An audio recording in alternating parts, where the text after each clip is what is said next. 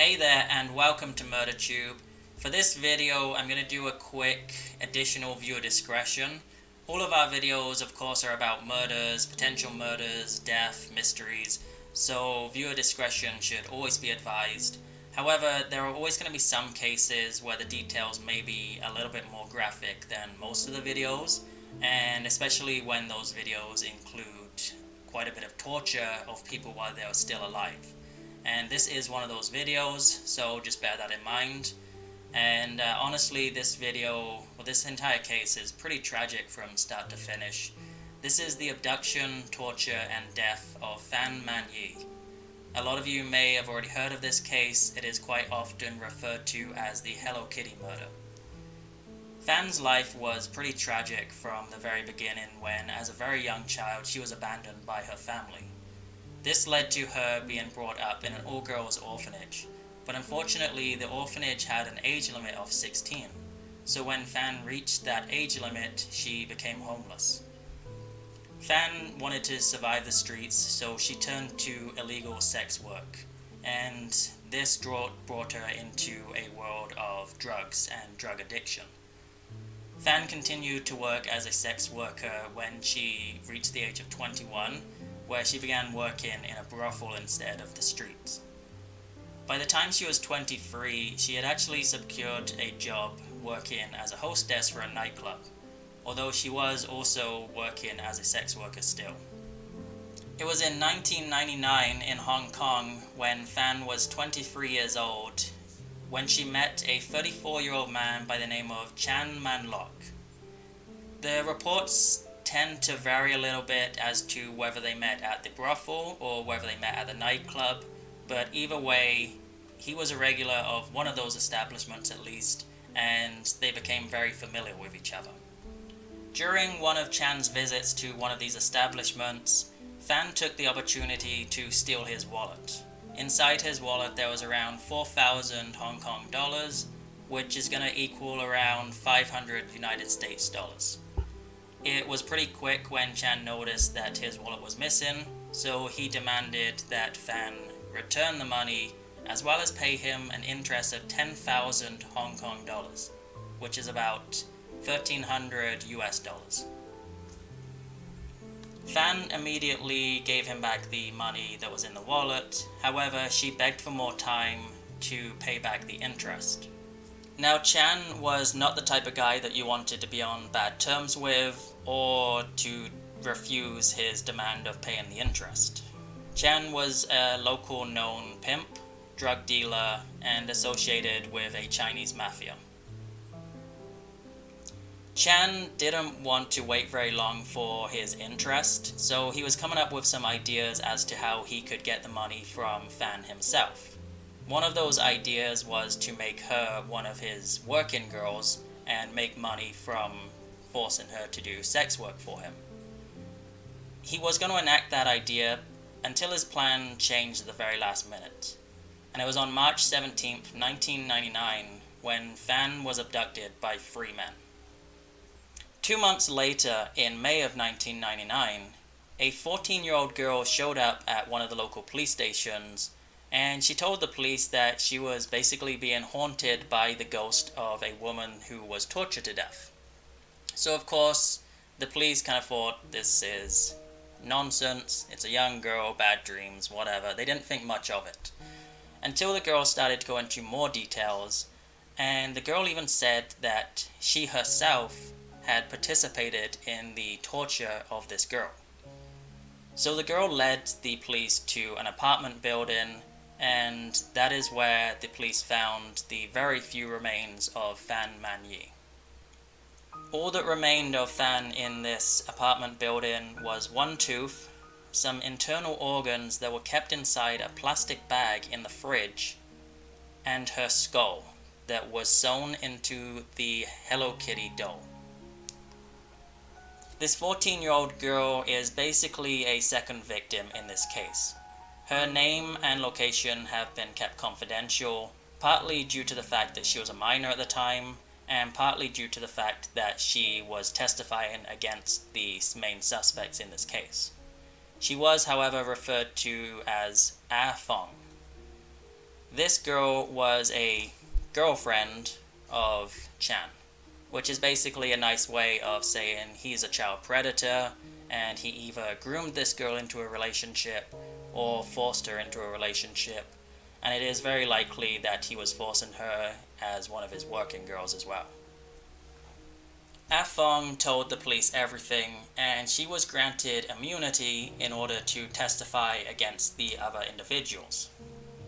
It was Chan along with two other people, 27-year-old Liang Xingqiu and 21-year-old Liang Weilun, that abducted and tortured Fan. The men abducted Fan and took her to the apartment at number 31 Granville Road, where they tortured Fan and kept her alive for an entire month. The torture included constant beatings with metal bars, kitchen utensils, and furniture pieces. At times, they would hang her up and use her as a punch bag. On one occasion, Fan was kicked in the head around 50 times. The 14-year-old girl was visiting the apartment when this happened, and she also kicked Fan in the head. They would use burning wax and burning plastic to burn her legs and her feet, so that she couldn't stand or walk properly. They continued to sexually assault her, and they forced her to eat human feces and drink human urine. During this month-long ongoing torture, they forced Fan to smile and tell the men how much she enjoyed what they were doing to her. If she didn't smile and tell them that she enjoyed it, the tortures would get more severe. After about a month of this ongoing torture, while locked inside the bathroom, Fan died. And it was at this point that the three men chopped up her body and boiled her so that she would not decompose and smell. They boiled her body parts on the same kitchen appliances and using the same kitchen utensils that they cooked their meals in. Most of her body parts were then disposed of in the trash. However, they did keep their trophies, which was the one tooth, the internal organs kept inside a plastic bag, and her boiled skull, which they had placed inside the Hello Kitty doll. Now, a few of the sources of this case say that the three men interacted with Fan's trophy body parts. I looked around and I couldn't find any specific details on that, so it's kind of an assumption at this point as to whether that is just a way of saying their fingerprints and DNA were on it, or if it's the assumption that possibly a lot of you are thinking, that this interaction was sexual in nature. Like I said, I couldn't find specific details, so I'm not going to say specifically what happened either way. That assumption I'm going to leave down to you guys, as I don't want to provide you with information and say something did happen when I'm not sure that it did. The trial for these three men lasted 6 weeks and 4 days, and a jury found all three of them guilty of manslaughter, not murder. They were not convicted of murder for a few reasons. One is that the men claim that Fan had killed herself with an overdose of methamphetamine. Because there were next to no body parts left of Fan, and the condition of the ones that were remaining were in, no cause of death could be determined on Fan. So the jury could not safely say that Fan was murdered by these men and that drugs were not in her system. Because of this, the jury could also not say that the men intended to kill Fan. They knew that these men tortured Fan, and what they did to her most likely led to her death, but they don't know if these men actually planned to cause her death and did cause her death. So they found the men guilty of manslaughter. And because they were only found guilty of manslaughter, they were sentenced to life in prison, with the possibility of parole. However, their parole would not be reviewed for at least 20 years. A psychiatric report presented to the court showed that all three men were remorseless. The justice in the trial had said, "Never in Hong Kong in recent history has a court heard of such cruelty, depravity, callousness, brutality, violence, and viciousness." This sentencing happened in 2000, which means the 20 years before they're eligible for review for parole was 2020, meaning these guys could potentially be paroled sometime in the future. I would like to believe that no parole board would ever let these guys out, however, I'm honestly not too sure.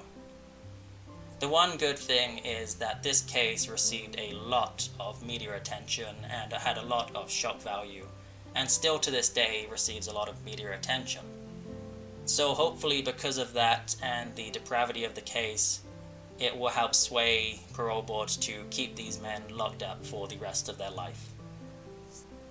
Fan was dealt a very bad hand from the very beginning of her life, and she struggled all the way through her life and really wasn't given a chance of living a normal life like most of us are. And more than that, she suffered one of the very worst last month of her life that no one should ever have to endure. Unfortunately, kids that have a very hard time growing up quite often do fall into the drug trades or the sex working trades or both. And once they get into that, it is very, very hard for them to pull themselves out. And as history has shown us, and even to today, those vulnerable sex workers are very often easy, vulnerable prey for the monsters of this world. This is a horrific case, and I hope that Ah Fong received the support and counseling that she very likely needed and deserved, and I hope that she is doing very well today. Fan Man-yee will be remembered for many, many years to come. Stay safe out there, guys.